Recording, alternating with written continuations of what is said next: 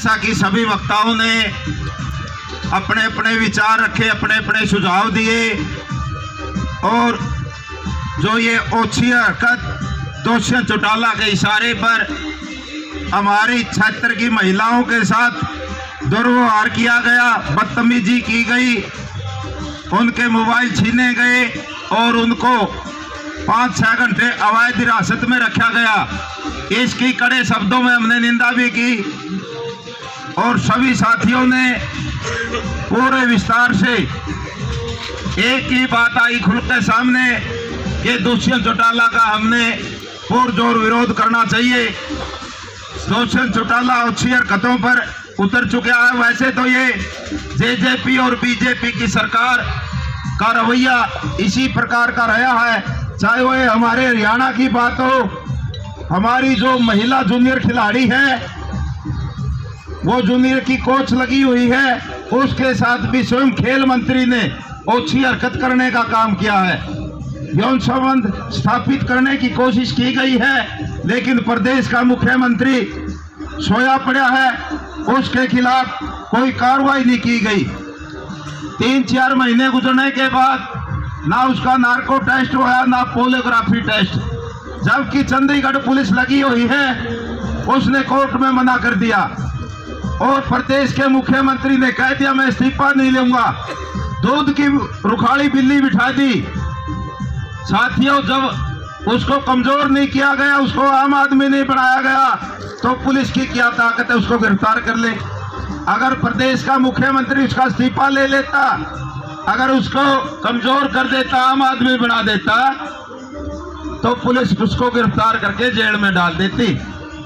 ये सीधा साधा मुख्यमंत्री उसकी सपोर्ट कर रहा है, इसलिए अपराधी तो 120B का मुख्यमंत्री भी है।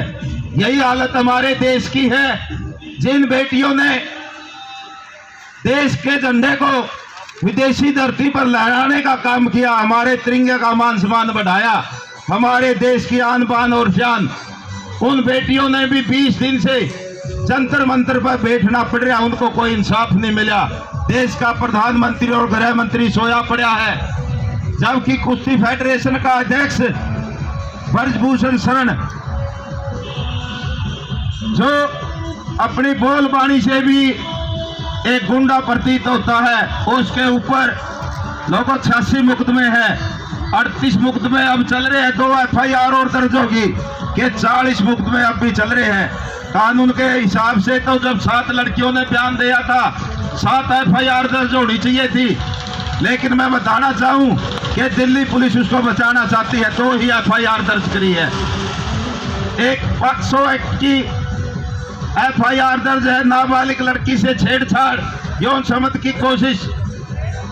पॉक्सो एक्ट में कानून में प्रावधान है, कानून को भी इन लोगों ने ठेंगा दिखा दिया, कानून का भी अपमान किया है कि जब कानून के अंदर प्रावधान है कि लड़की के जैसे ही मजिस्ट्रेट के सामने बयान हो जाते हैं तो अपराधी सलाखों के पीछे होता है, तो उस लड़की के परसों बयान हो गए, लेकिन अपराधी आज भी खुला घूम रहा है। कौन बचा रहा है इसको? देश का प्रधानमंत्री, देश का गृह मंत्री, क्योंकि दिल्ली पुलिस गृह मंत्री के अंडर है। साथियों, 120B के अपराधी वो स्वयं भी है, गृह मंत्री और प्रधानमंत्री, लेकिन फिर भी उन बेटियों को इंसाफ नहीं मिल रहा। जब बात आती है वोट लेने की, वाहवाही लूटने की, तो देश का प्रधानमंत्री उनके साथ फोटो खिंचवाता है, वाहवाही लूटता है, और जो इंसाफ की बात आती है वो शिकायत करती कि हमारे साथ कुश्ती फेडरेशन के अध्यक्ष ने घिनौनी हरकत की है, यौन संबंध स्थापित करने का काम किया, बिस्तर पर उलाने का काम किया है, तो देश का प्रधानमंत्री और गृह मंत्री चुप हो जाता है। ये देश के लिए डूब मरने की बात है। और आज ये घटना कल जो घटी है, ये भी उन घटनाओं से कम नहीं है। हमारी क्षेत्र गांव की महिलाएं कोई खजाना नहीं मांगने आई थी, उनका एक मांग पत्र था कि गांव के अंदर पानी भर जाता है, बारिश के दिनों में समुद्र बन जाता है, कि गांव से एक ड्रेन निकाली जाए। दुष्यंत चौटाला स्वयं बारिश के टाइम में गया था, वो वहां भर के आया था कि ट्रेन में निकलवा दूंगा, लेकिन कोई कार्रवाई होने के बावजूद वो 15-20 दिनों से धरने पर बैठी है। उनको जैसे ही पता चला कि खेड़ा गांव में दुष्यंत चौटाला आएगा तो उन्होंने सलाह मशवरा करके ज्ञापन देने का कार्यक्रम बनाया। शाम पुलिस के कुछ साथियों ने फोन करके उनसे पूछा कि क्या कार्यक्रम है।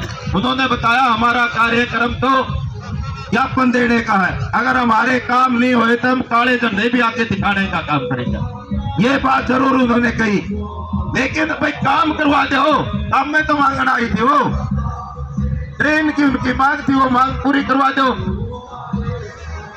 लेकिन साथियों उनको रास्ते में गिरफ्तार कर दिया जाता है।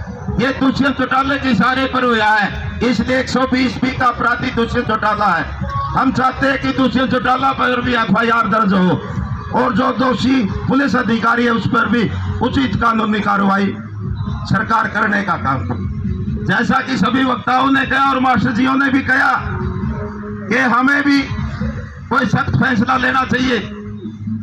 वैसे तो देखो छत्र गांव क्रांतिकारी गांव है, बहादुर गांव है हमारे इलाके का, जो फैसला लेता है वो अडिग फैसला लेता है।